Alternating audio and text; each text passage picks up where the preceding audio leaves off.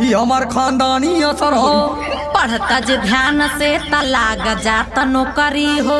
अगर जे पढ़ती तो तड़पति गाँव के छोकरी हो। सारा छोकरीन के जिम्मेदार तोहर रहल का। लगल रही फेरा में फिर भी कौनो पटल ना। टूटल बनाता सबसे हम ही से बस जुटल बा।